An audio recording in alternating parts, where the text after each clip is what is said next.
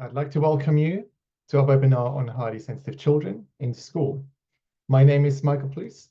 I'm a professor in psychology at University of Surrey, and I'm also the founding director of sensitivityresearch.com. And I'll be chairing this webinar. Over the last 7 years, we have been conducting pioneering research on highly sensitive children in primary school.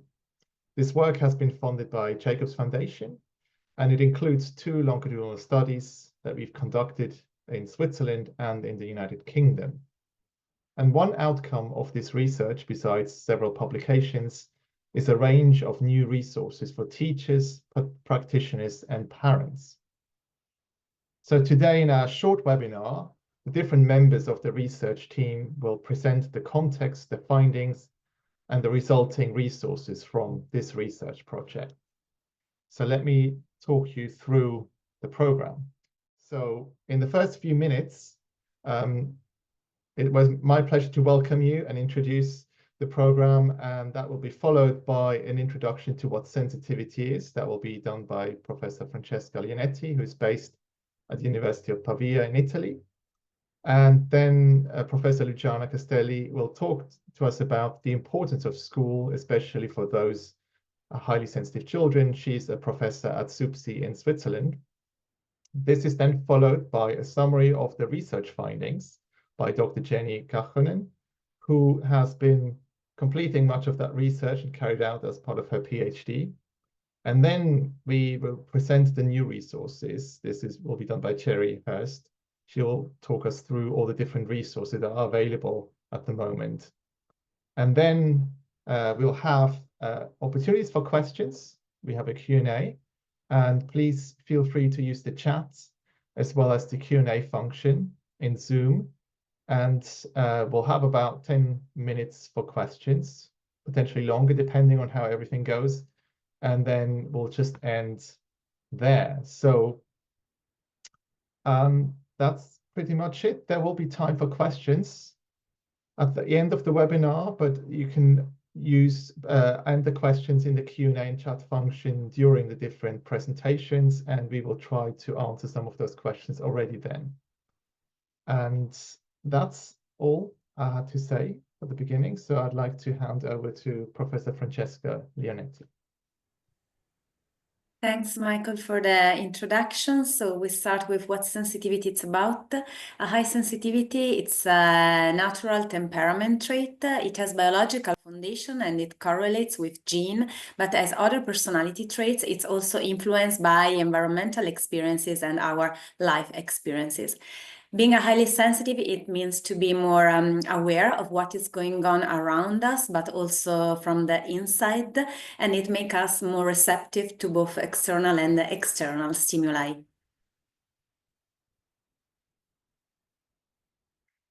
In practically, being a highly sensitive child, it means that you are more attuned to what is going on around and what you feel and perceive in your environment.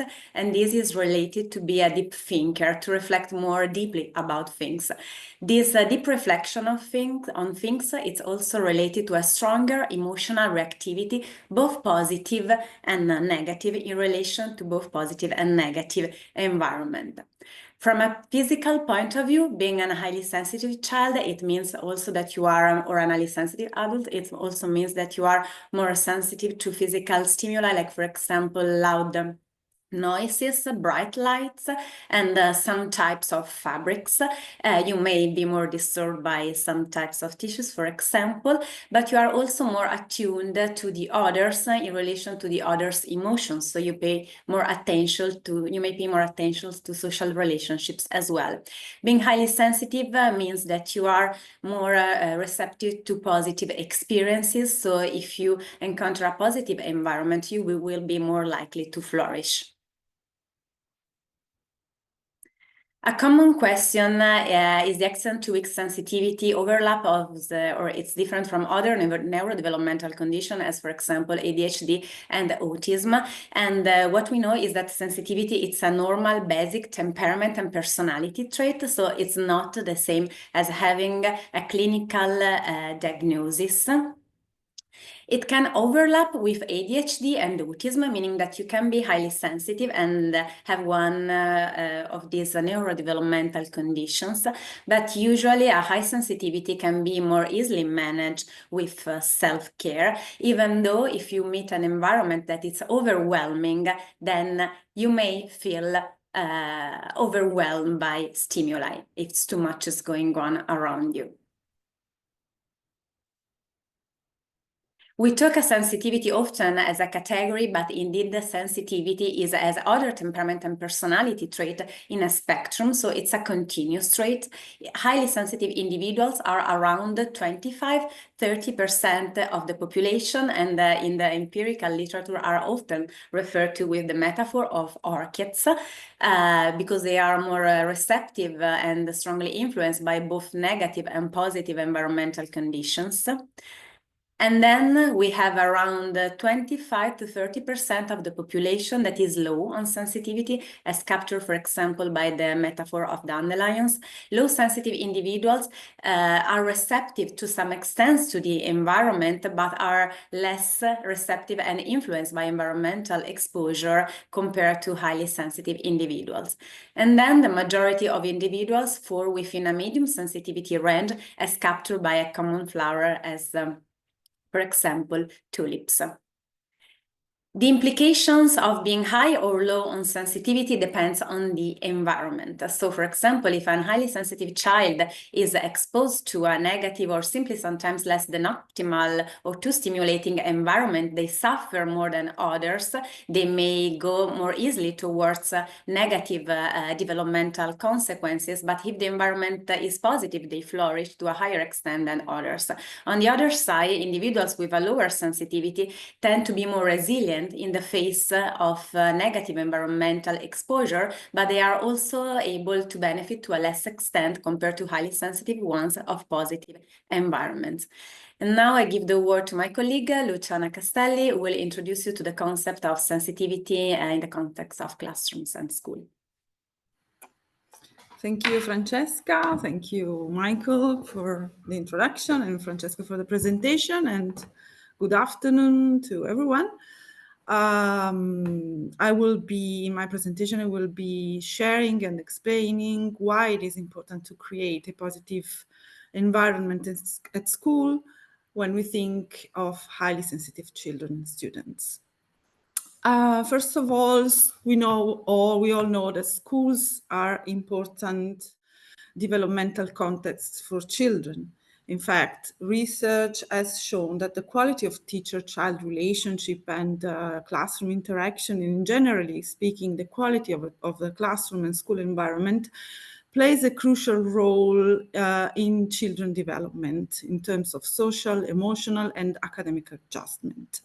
That means that when we have a supportive, inclusive, and welcoming school environment, we have a significantly higher likelihood that children will experience well-being and thrive at school and in life in general. So going to the next slide, the question is, how does the school environment impact highly sensitive children? And we can see that there are both positive and negative influences that can be observed.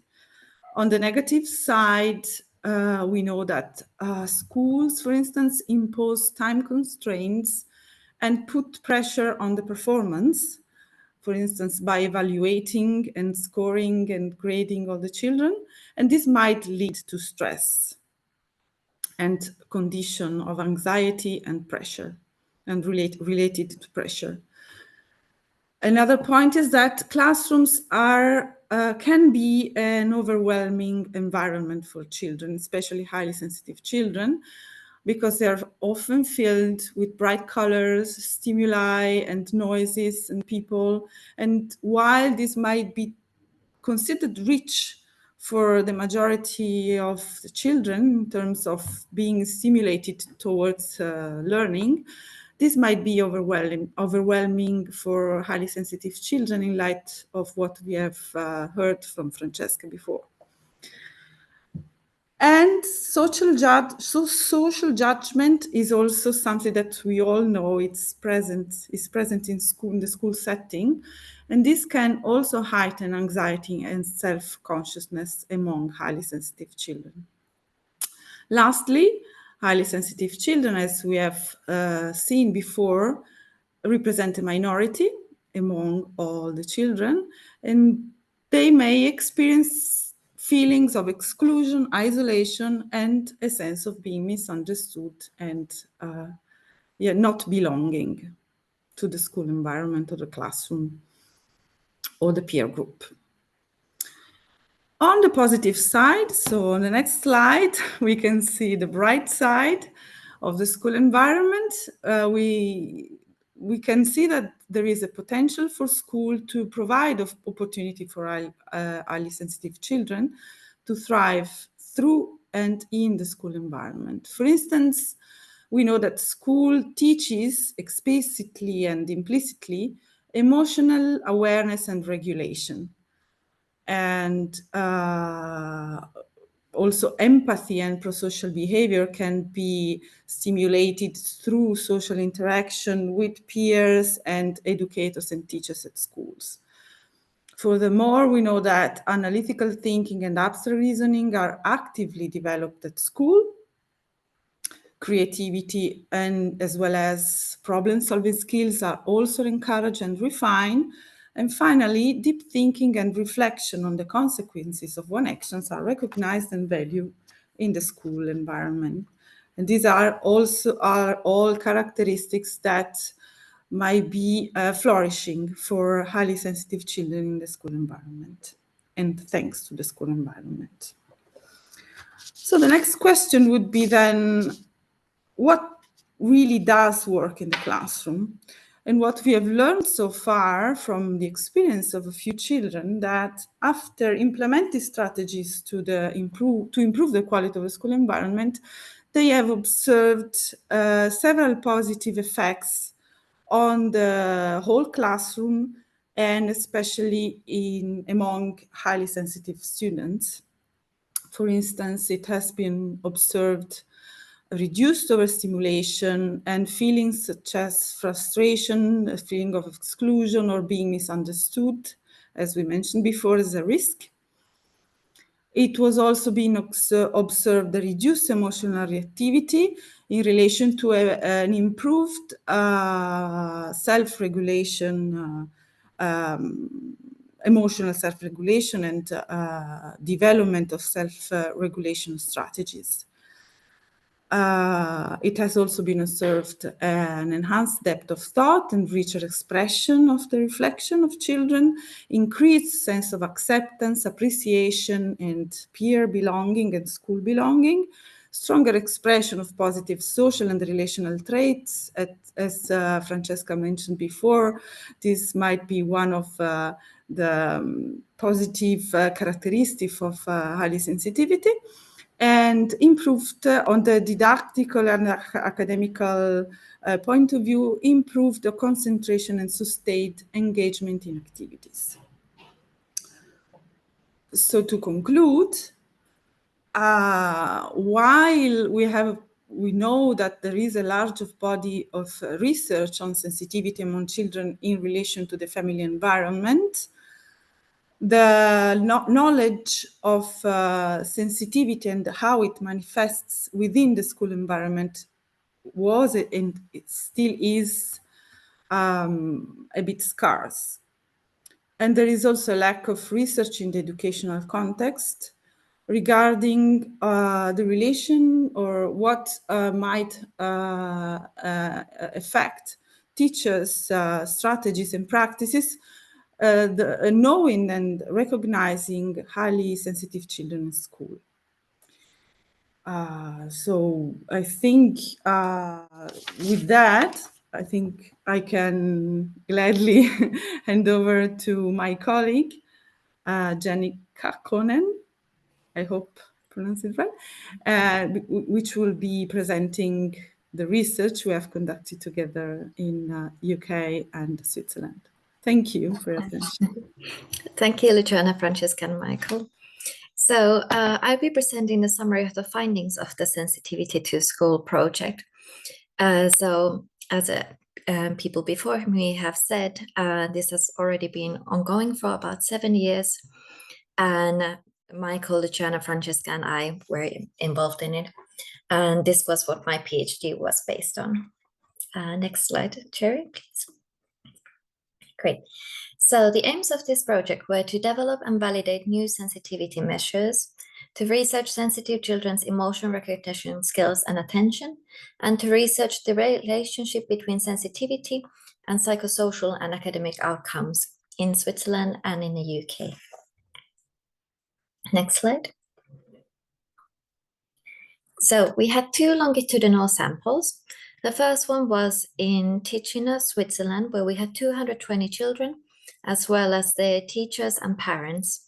And these children came from fairly small classrooms, with all of the classrooms having less than 20 children. And this study ran from autumn 2019 till spring 2021 with 4 data collection waves 6 months apart. Then I ran my longitudinal study in the UK on 102 children and their teachers and a small subset of parents. And this study ran from autumn 2021 till autumn 2022. The measures included in these studies were questionnaires. So we had parent, child, and teacher questionnaires. Then we had classroom observations at each data collection waves. In Switzerland, we also had interviews on parents, children, and teachers. And in the UK, I also ran cognitive activities, so these computerized activities on the children in school. And with that, we had emotion recognition, skill, task, visual attention, and visual memory. Next slide, please. So what were the key outcomes and findings? The first key outcome was that we developed the highly sensitive child in school scale, also known as HSC score. And this has 6 key items used to assess children's sensitivity, on what we call core sensitivity.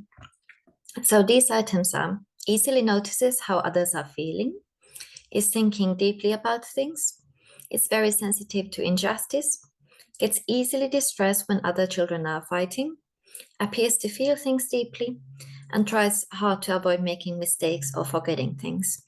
So these 6 items are used to actually assess sensitivity from the teacher point of view. But then we also have 3 additional overstimulation items, which are used to assess potential challenges that the highly sensitive children might be having in the school context. So the highly sensitive children might be struggling to focus in loud and chaotic situations. They might need some quiet time after an exciting activity, and they might feel easily overwhelmed when under pressure. So these items are just used to identify whether the child is experiencing one of these. Next slide, please. So the items were not shown just as the main statements as I just showed, but we also showed examples with each of the items to help teachers understand each item better. So for the item is thinking deeply about things, the examples given were: when discussing big questions or important topics during class, or when listening to instructions for an activity, the child appears to think more deeply about them than other children. This sometimes means the child requires more time to provide an answer, as they are still thinking about the question and considering different angles and aspects. Another indication of this is that the child tends to ask thoughtful questions about the topic, even when the class discussion has moved on to a new subject. Next slide, please. We also found that this new teacher report predicts emotion recognition skills. So I used this task called Reading the Mind in the Eyes task to assess children's emotion recognition skills. So with each of the images, children had to identify the mental state in a picture. So I would ask them, what do you think this person is feeling? Are they feeling hate, unkind, worried, or bored? And then in this instance, worried is the correct answer. Next slide, please. This aligns with previous, the comment there. Great. So this aligns with previous studies reporting higher empathy and attention to detail in sensitive individuals. So highly sensitive children perform better at this. Now, next slide. I also did this visual search task with the children. So in this task, children had to identify this upright orange tea among the distractor items, which were turquoise teas and upside down ones. And some of these screens did not have the target item, so the child was considered to make this impulsive false positive mistake if they pressed the space bar when there was no target. And we actually identified that the children assessed to be more sensitive on this new teacher report made fewer impulsive mistakes. And this aligns with previous studies suggesting that sensitive children avoid mistakes and show less impulsive behavior. Next slide, please. As for the key findings from the longitudinal aspect of the study in school, we found that in Switzerland, more sensitive children have better grades, higher social competence, and fewer externalizing problems, for example, aggressive behavior. Similarly, in the UK, the more sensitive children had fewer externalizing symptoms, but they also had higher internalizing symptoms, such as worrying, especially in less emotionally supportive classrooms. And we didn't find the positive associations here, so we didn't find the better grades or social competence for highly sensitive children in the UK. Next slide, please. So this suggests that more sensitive children's academic and socio-emotional well-being varies between different school contexts. Next slide. Another key outcome that we had was the highly sensitive child interview. So we created this interview measure, which assesses children's sensitivity using parent, child, and teacher interviews. But it's important to note that this is also not a clinical diagnosis. This can only be conducted by trained experts. The initial findings on this interview are published, but we will conduct further development before we will start offering assessments using this. Next slide, please. Great. So to summarize these research findings, we created new sensitivity measures with the, so we created the teacher report, HSC school, and the interview, HSC interview. Then we had the new teacher report scale predicting higher emotion recognition skills, as well as fewer impulsive mistakes in an attention task. And finally, sensitive children's well-being is affected by the quality of the school context. So we found generally positive associations in Switzerland, whereas in the UK, higher sensitivity had few of these positive associations, and it linked to internalizing symptoms, particularly in less supportive classrooms. Now I'd like to hand it over to Julie. Thank you, everyone. Thank you, Jenny. So you've just heard the good news that there is now a scientifically validated, simple questionnaire which can be used by staff in schools to give a reliable and accurate indication of a child's sensitivity. So we were saying that the questionnaire can be used by staff in schools to give a reliable and accurate indication of a child's sensitivity. However, we recognise that high sensitivity is a relatively unknown personality trait, and there are often misconceptions about exactly what it means, such as the idea that highly sensitive children are all gifted, which, by the way, research has shown is not the case. Of course, some highly sensitive children will be gifted, but such assumptions can put unnecessary pressure and expectations on children. So using the evidence and research on high sensitivity and working with professionals in the field, we have created a range of materials to help teachers and others working in education to understand, identify, and support highly sensitive children at school. All our information and resources are available on or through our website, sensitivityresearch.com, in English, Italian, and German. You will see just along on the homepage a tab called Sensitive Children, where there is a lot of information available. I'm not expecting you to read that right now in the middle of the presentation. What I'm doing is signposting to you where that information is available after the seminar. There you will also find frequently asked questions about high sensitivity in children, such as why a highly sensitive child might struggle at school, but not at home. On the home screen, up at the top, you will also see a tab called Sensitivity Tests. Here you will find different tests designed for different participants. Please note that all the research data from all of our tests are anonymised. This means that no personal data about your student, a child, or yourself, such as an email or IP address, is saved in our database. Looking on the right-hand side, Test Your Student is designed for teachers to complete based on observation of a child's typical behaviour at school. It does not require the child's participation or parents' approval.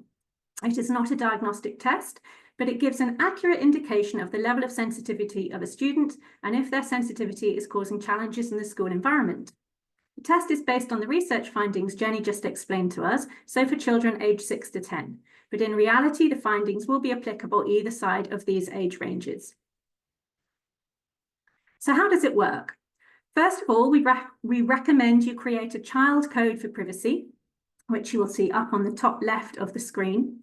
And then you answer the 6 core questions that Jenny just introduced us to.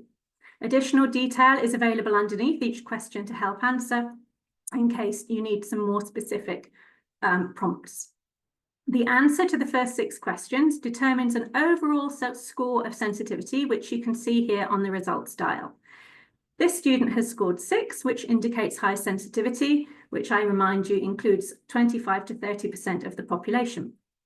The 3 additional questions for overwhelm are reported below, and they're reported individually, which gives an indication if a student is experiencing challenges in the school environment. In this example, the child has difficulty in 2 out of the 3 areas, scoring 5 out of 7 on the student needs some quiet time after an exciting activity, but 7, the maximum, on the student feels easily overwhelmed under pressure. This information enables the teacher to focus on supporting these situations and meet the individual needs of each child.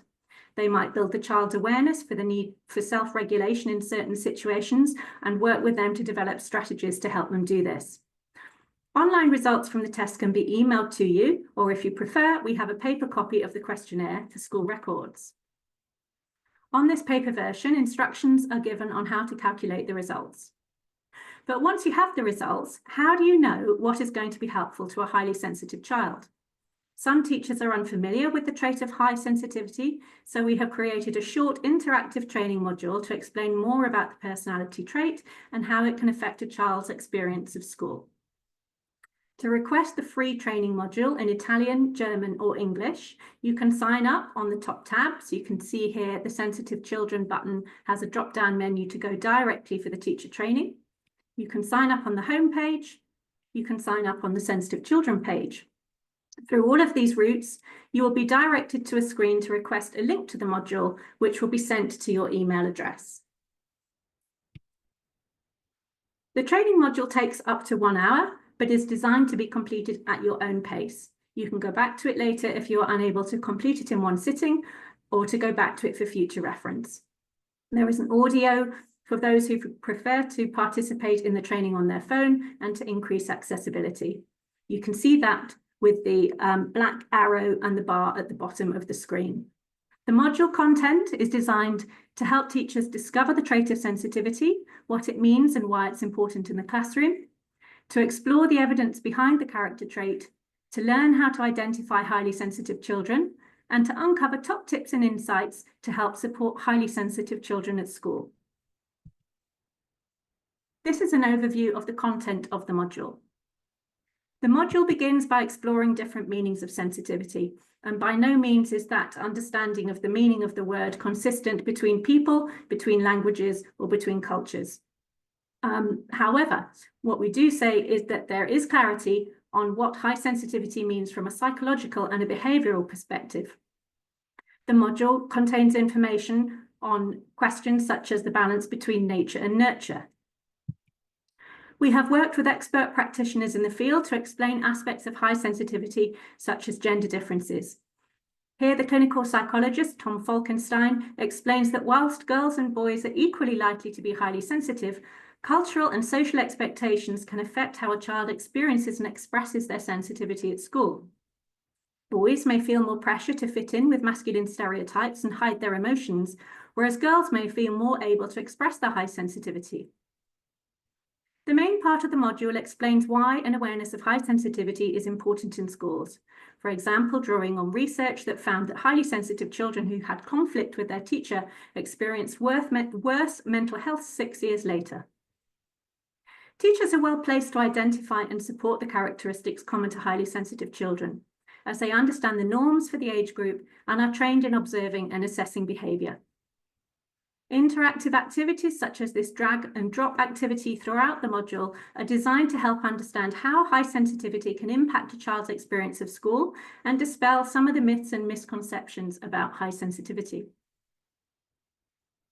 The module finishes with a short quiz, and successful participants can request a certificate of completion in English, Italian, or German. An evaluation form allows feedback, and we would be very grateful for those of you that complete the training if you could fill it in so we can continue to make improvements to the materials. Feedback so far has been very positive from pilot schools and participants.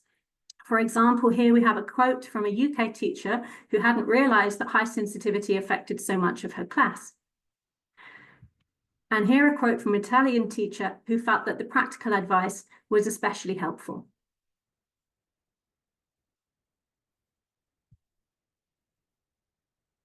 In addition to the online training, we have created an A3 staff room poster, which is available to download from the module.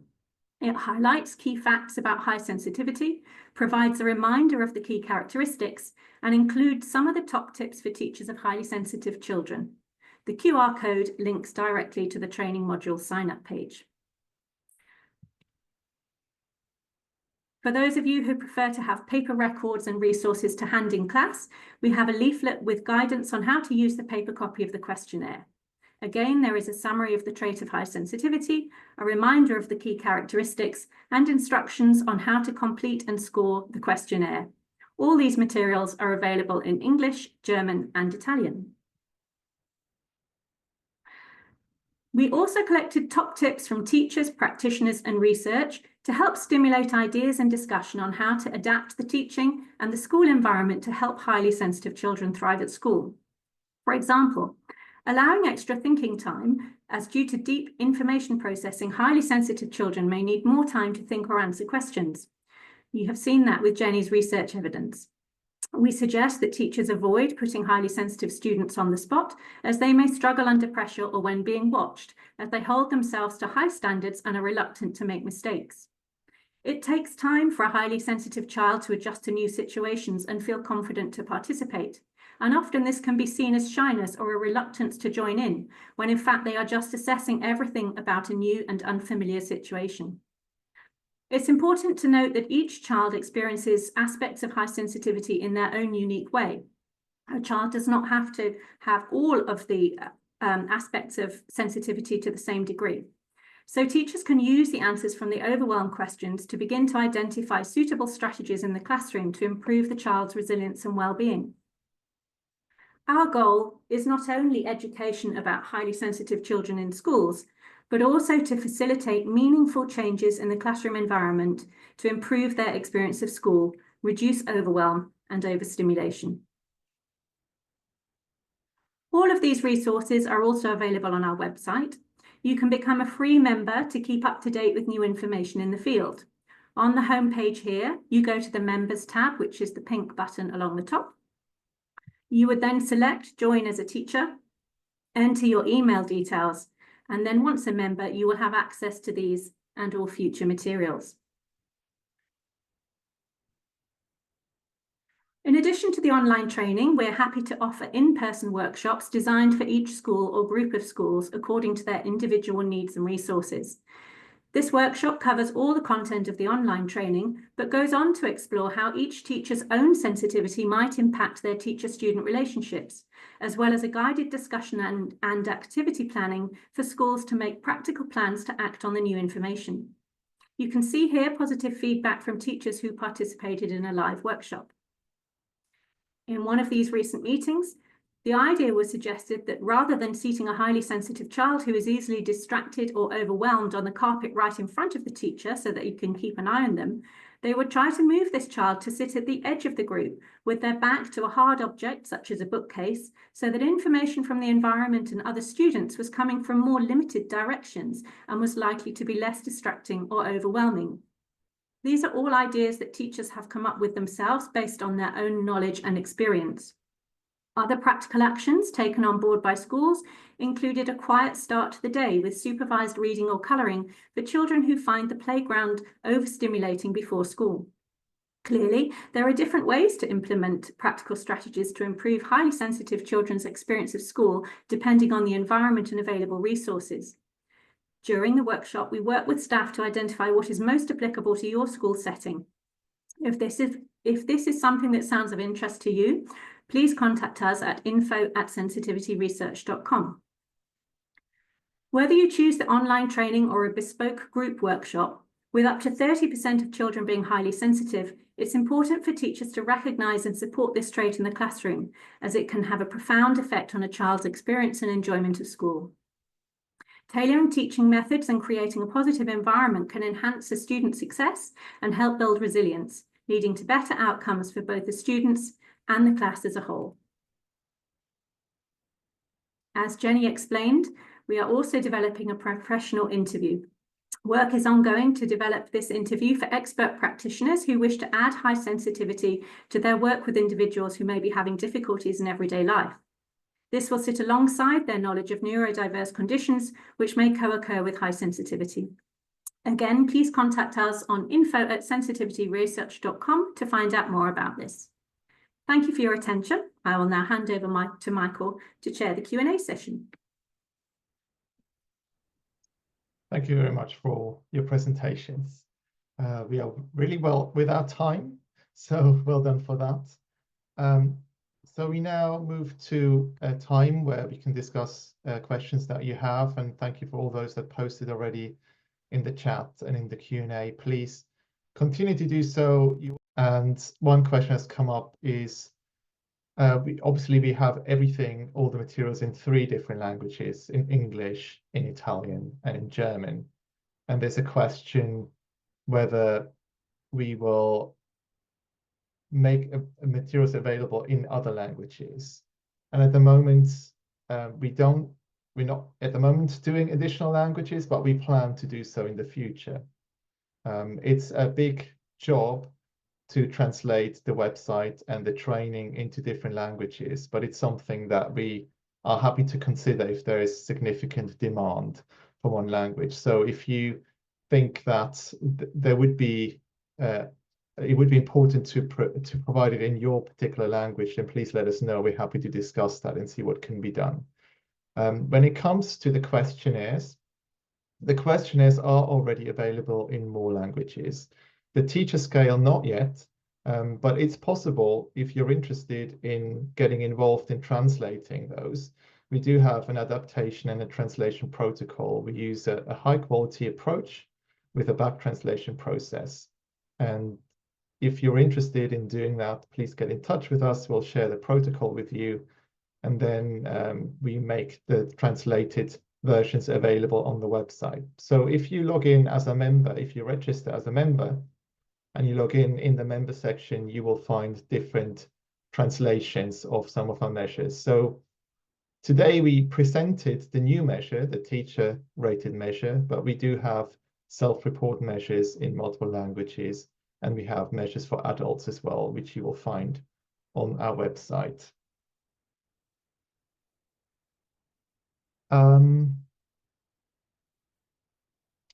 There's quite a few questions in the chat. There's a few questions in the Q&A.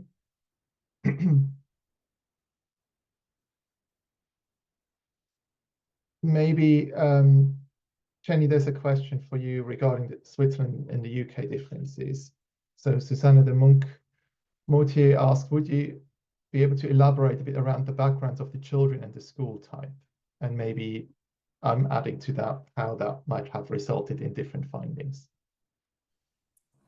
Yes, so even though we didn't really assess all of the characteristics of the classrooms, there's some kind of noticeable ones. So like in Switzerland, the classrooms were really small. So the biggest classrooms were around 17 students, whereas that was the smallest classroom in the UK.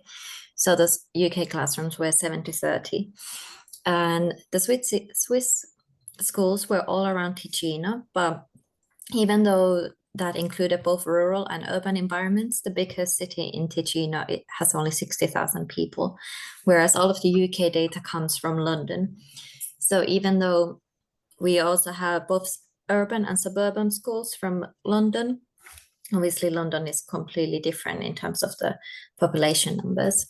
And I don't know too much about the diverse, well, mostly in Ticino, nearly everyone was an Italian-speaking and of Swiss nationality, whereas in the UK, we don't have, because we had very few parents taking part, we don't have actually the ethnicity data on the children, but it is probably less diverse than London normally, because all the participating schools were actually Catholic. That was just by chance. So yeah, those are a few things. And obviously the school systems are quite different between the two. I hope that helps a little bit. I would imagine that there's just like different levels of pressure and quietness between the two settings. Thank you, Jenny. There's also a question about the class sizes in the UK and whether we controlled for class size. We didn't actually control for class size because most of the schools were actually on the smaller side, and we only had, so but we didn't. But most of them were also small, 17 to 22. Thank you. There was a question about efforts to integrate the topic into teacher training. Maybe Luciana, you can say a bit about what you're doing on your side for that. Yes, thank you. Yes, we have introduced this year. It will be it's coming up in April. The new course is an optional course for the bachelor degree in teacher training for elementary education, elementary level education. And it will be held in April this year. Next year, it will be included in continuing education for in-service teacher in Ticino, Switzerland. Great, thank you. There are several questions as well about whether we have experience with working with institutions and schools. So we have been focusing so far predominantly on schools in the UK. We've reached out to various institutions and are working with schools in the UK. But we were very interested in working with schools in Germany and Italy as well. Obviously, Francesca Lionetti is based in Italy. Luciana Castelli is originally Italian, but based in the Italian-speaking part of Switzerland. So we're very interested in collaborating with schools. So feel free to share this information with your school or the schools that you know of, and feel free to get in touch with us, and we're happy to discuss any way that we can collaborate to make those resources available and ensure that they actually will benefit teachers and eventually the children. So feel free to spread this knowledge wider. There was a question about, are we able to share the presentation with non-academics? Yes, this webinar is being recorded, and we will make the recording available on our website. We will also make the slides available as a PDF, and all the information that we have on our website is free at the moment. The training is free at the moment, so we encourage you to take that. That will likely change in the future, but for now, all our resources are free, and we will try to keep as many of our resources freely available as possible. There has been a question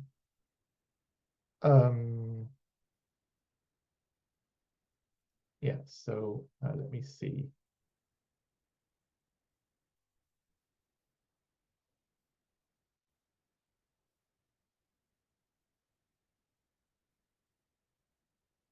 There's a question, what can we do to raise awareness of high sensitivity? How can we help inform nurseries and schools? I think it's at this stage, reaching out to them, asking them whether they know about high sensitive children, pointing to the resources that are available. All the information that we have on our website is all based on empirical research, so it's all reliable information. There's a lot of information available online. Our findings are based on empirical research, so you can trust the information that we have on our website, and hopefully other people, other schools, nurseries that are interested in the topic will find relevant information on our website as well. If you're in other country or another language that we mentioned, please get in touch with us, and we are happy to discuss ways in how we can engage with institutions and organizations in your specific context.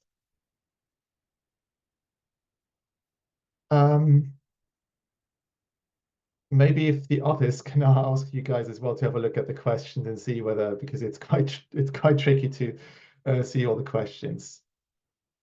There was one question that's come up about COVID restrictions. So the data collection of our study, particularly the ones in Switzerland, fell into COVID. So there was one data collection points that took place during the lockdown restrictions. We still managed to collect data from the parents and some of the teachers, but we were not able to obviously do observations in the classroom. So we did collect some data, and we have some data on how children were affected by COVID, and this is still something we need to look at. We haven't evaluated that data yet, but we'll have some really interesting data where we can look at whether sensitive children have more or less been affected by COVID restrictions.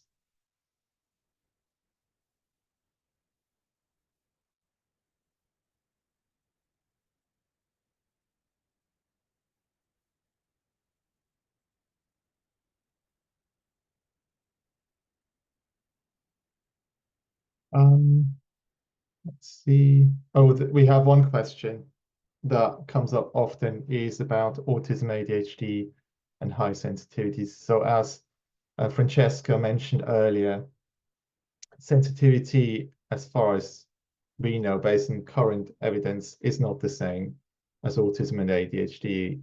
But it is possible that some highly sensitive children might also meet criteria for autism or ADHD. We don't know what that percentage is, but we know based on the prevalence of autism and ADHD that the prevalence rates, the number of people that meet criteria for ADHD and autism, is a lot lower than the number of people that fall in the category of high sensitivity. So previously, the understanding was that about 20% of the adult population is highly sensitive. This was, however, not based on strong empirical research. We've conducted various studies on that, and we generally found consistently that about 30% of people fall into a group of high sensitive people. So we do find that in children, we also find that in adults. And this means that there's a lot more people falling into this category of high sensitivity than would than making that compared to the prevalence rates that we find in autism and ADHD. So therefore it can't be the same, but it's possible that some children are autistic or have ADHD and are also highly sensitive. So having one or the other does not exclude the possibility of the other. There's also another question that has come up regarding sensation seeking. There has been recently some research on that, but I think an important point to make is that highly sensitive individuals have in common that they're highly sensitive, but they can differ in many other aspects of their personality, and that includes sensation seeking. So obviously you can be a highly sensitive child and score high on sensation seeking, meaning you're more interested and willing to take risks than other children. Just as some sensitive children are more extroverted and others are more introverted. So we don't find a strong association with introversion or shyness. Highly sensitive children can be more outgoing or can be more introverted as well. And I ask my colleagues whether you've identified any other questions that you think are worth that we haven't question that answered. popped up in the Q&A was about the stability of sensitivity. So maybe that's another topic of interest for the general audience. So we reply to the specific Q&A. Discussing that we don't have yet this longitudinal data with some exception. based on the evidence that we have that it's partially irritable and associated with some genetic correlates, but also influenced by the environment, we would expect sort of part of partial stability, but also that the environment, especially maybe if there are like changes in the environment that we try to monitor also in the school study, and these changes in the environment may affect the trait. Thank you.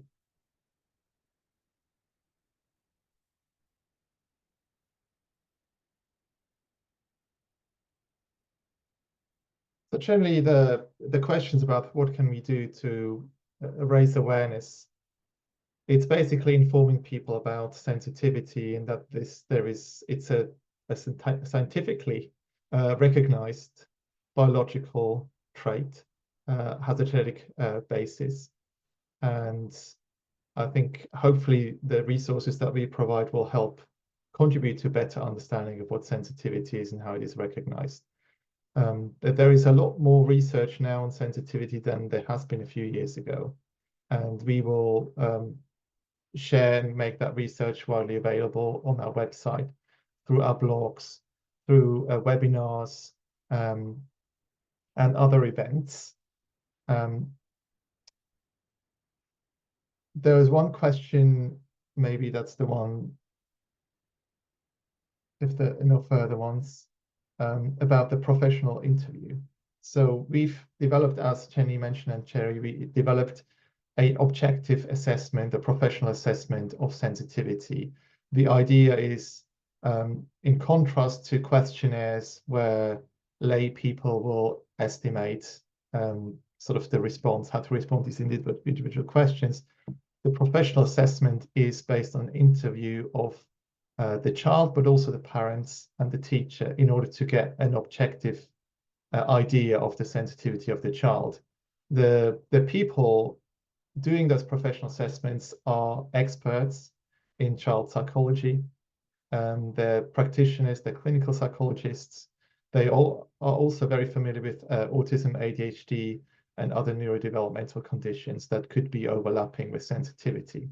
So the assessment that we will offer in the future will be for individual children, and we recommend that this would be used when teachers identify a sensitive child. They have used the questionnaire, the child falls into the high sensitive group, and the child is experiencing potentially problems in school. At that stage, we would recommend that you may want to do the professional assessment, which we will offer through the website. In this initial stage, in the future, we might be able to offer more regarding that. Maybe we move on. So we will, hopefully we have answered all your questions. If you have further questions, please feel free to get in touch with us. You can do so by sending us an email to info@sensitivityresearch.com. Maybe, Jerry, you can go to the next slide. I'd like to end by mentioning that we are organizing the 3rd International Conference on Sensitivity Research. This will take place at the end of May in Guildford at University of Surrey, and it's a one-day conference.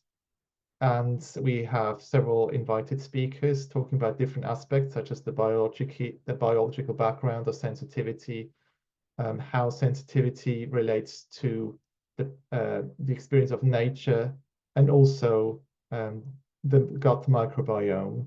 And we have a panel discussion on sensitivity and mental health, which features experts from all over the place. It's an international conference attracting people from all over the world. There's still spaces. It's delivered in hybrid, so everything will take place in person, but people are also able to join online. And if you go on the QR code that you can see on the slides, you will find more information about the registration. You can also contact us at events@sensitivityresearch.com or visit our website, where you find more information in the blog section. So this is basically all of it. So thank you a lot for your interest. The webinar has been recorded. The recording will be made available on our website in the next few days. We have a newsletter, which you can sign up to on our website. If you haven't yet, please do so. Follow us also on social media.